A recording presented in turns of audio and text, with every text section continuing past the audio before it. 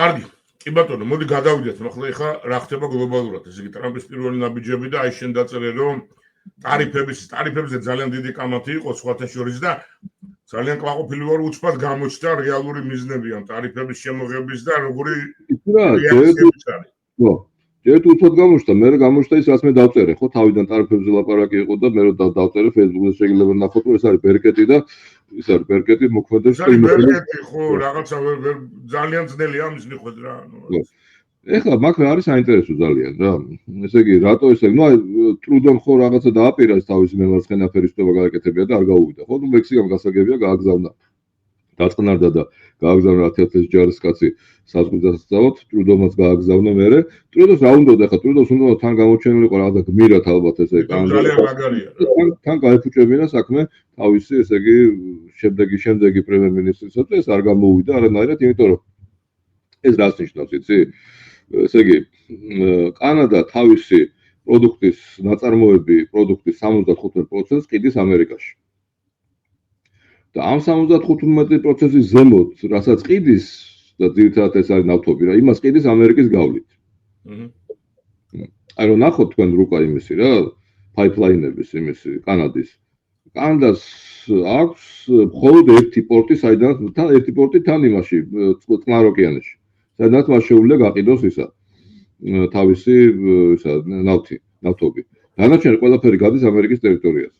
აი რანაირად შეიძლება ახლა ვინმე სერიოზულად იფიქროს რომ კანადას შეიძლება დაეჩარჯა ამერიკა იმითი რა ქვია 25%-იანი ტარიფით. და პირიქით ამერიკა ესეთი პასუხისგებლობის ხო. თან პრობლემა რა არის, ეს სერიოზული პრობლემა, იმიტომ რომ ესე იგი ეს ისევ და ისევ ძალიან ხშირადაა ესე იგი ეს ისა დაბალი ტარიფები იქიდან მექსიკიდან და კანადიდან ძალიან ხშირად გამოიყენებოდა ჩინური პროდუქტების შესაყვანად, იმიტომ რომ ისიც კი იყო რა, კარიკატურაც კი გამოქვეყნდა, როგორ ფიქრობთ ტიპი, რომ ბოლოს რა ვიყიდე კანადურიო რა.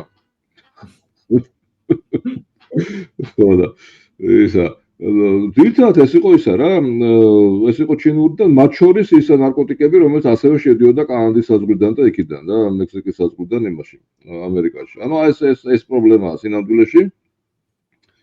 ესე იგი დღეს უსმენდი იმას რუბიოს ხელშეკრულების დადებაზე, პირველი ხელშეკრულებაა, რასაც როგორც state secretary რუბიომ ხელი მოწერა სალვადორთან, იქაც საქმე გადასარევად არის. პლუსი რა არის იქა, რომ ესე იგი სალვადორი ახლა ჩვენთვის ხო ცნობილია როგორ ბანდიტების ქვეყანა და რაღაცა. ნუ ერთი ამბავი არის, რომ ესე იგი ისინი ამერიკა უბრუნებს იმას დამნაშავეებს, რომელსაც ამერიკის ტერიტორიაზე დანაშაული ჩაიდინეს, მაგრამ არიან სალვადორიდან წარმოშობილ სალვადორს უბრუნებს და კიდე პლუს პრეზიდენტმა თქვა, რომ თქვენ სხვა დამნაშავეებსაც მივიღებთ თუ გინდათო, ნუ ეს საერთოდ გადასარევია ამერიკისთვის, იმიტომ რომ ერთი ამბავი ეს ადვილად რატო თანხმდებიან სამხრეთ ამერიკელები და რაშიას?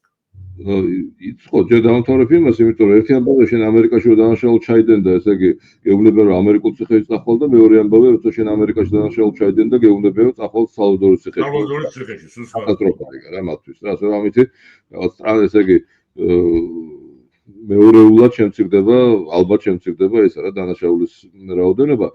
კონკრეტულად იმა, ნუ ეხლა მექსიკას რაც შეეხება და პანამას რაც შეეხება, ისინი ძალიან არიან ამერიკაში დამოკიდებული, აგერ პანამამ გაუქმნა ჩინეთთან ეს მისი silk belt-ის ხელშეკრულებები, ეს არის სალვადორში ბოლო წლებში მოხდა ძალიან მნიშვნელოვანი რაღაცა, ანუ ახალი პრეზიდენტი აირჩიეს, ახალმა პრეზიდენტმა რადიკალურად შეამცირა დანაშაულება.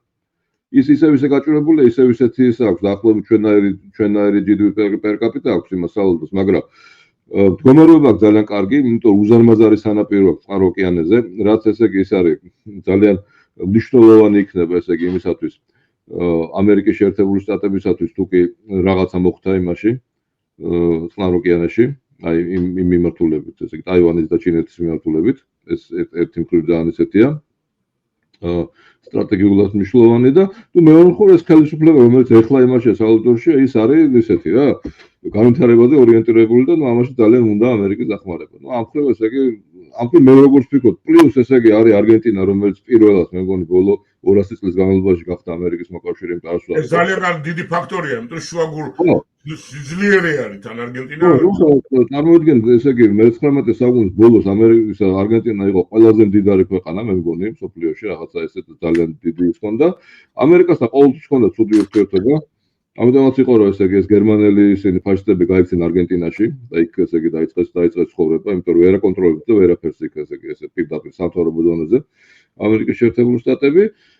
და ეხლა არგენტინა არა მარტო პოლიტიკურად არის და დაუშვათ რაღაც არის უზარმაზარი რაოდენობის ის არის ბუნებრივი რესურსები და წიაღისეული აქვს რომელიც აი ესეთი რა რომელიც ჭირდება ეხლა ამერიკას იმისათვის რომ დააბრუნოს თავის ტერიტორიაზე წარმოება